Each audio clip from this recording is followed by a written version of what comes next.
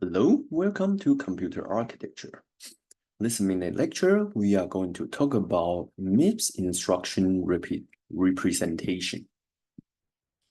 So in terms of computer hardware, right, it's just lots of electronic signals, and then it's ones and zero. Then the key thing we should ask about ourselves is that how to use ones and zeros to represent instructions. Then one simple instruction in MIPS is add. You add two numbers. In this particular one is that you add S1, S2 on the register, and then you put it inside T0. Then in terms of decimal representation is 0, 17, 18, A0, 32. Then you can convert that into binary numbers. And then in terms of instruction format, the first field is 6-bit, second field is 5-bit, 5-bit, 5 bits, and then the fifth one is also 5-bit. The final one is 6-bit.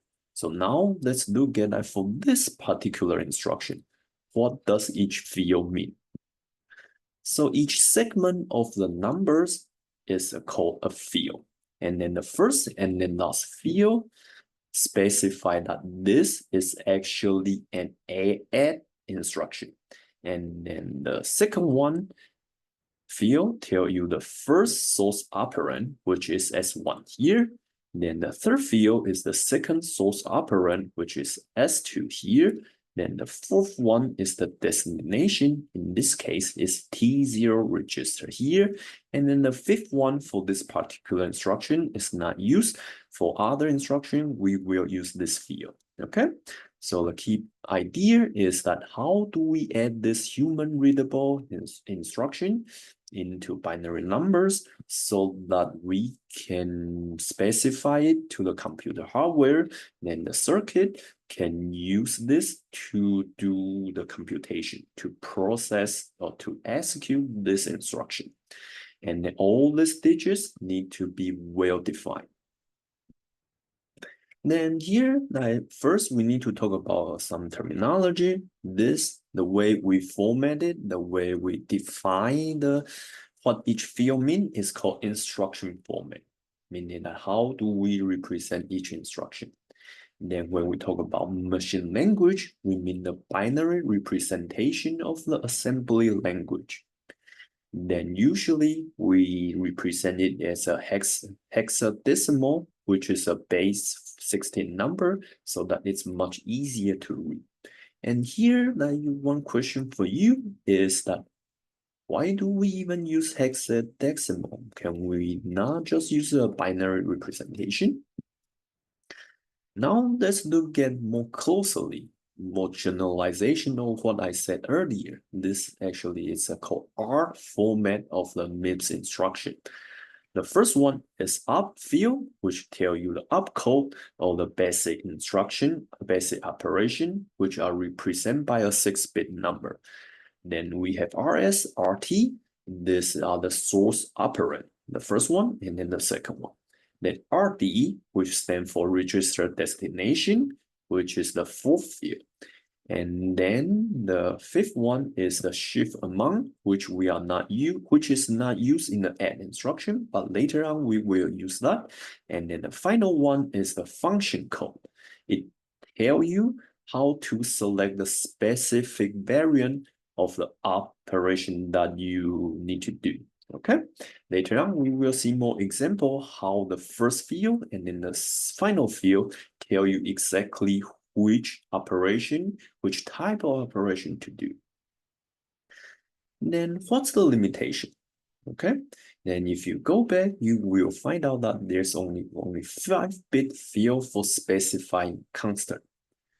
Then here you should be very careful, right? You should think about that.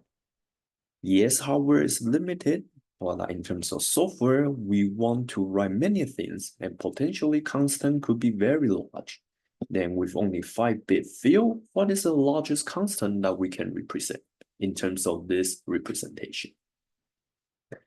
Then here, when we design the instruction set, we are facing like different kind of design choice. One way is that we want to keep all the instruction the same length, right? In terms of MIPS, it's always like 32 bits.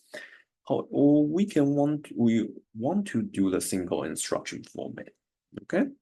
Then when we design things, especially in the field of computer architecture, we want to have good design, but we always are facing compromise. So you need to be very careful about the trade-off, the compromise that you are making.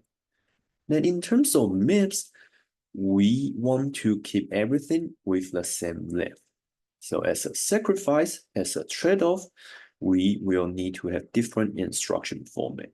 So for the R type that I've told you, which is the called register type, then we ask the question, right? The size of the constant is limited.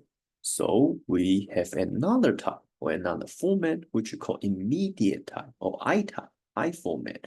Here, as you can see, the constant field is increased from 5 to 16. And then the opcode is the same. We also have the source. We also have the destination. Then now is that what is the maximum constant that we can represent? Then is that how many registers can we specify in terms of this format? And as you can see, if you can answer these two questions, you will understand the trade-offs that we are making. So the recap is that there are two principles behind today's computer.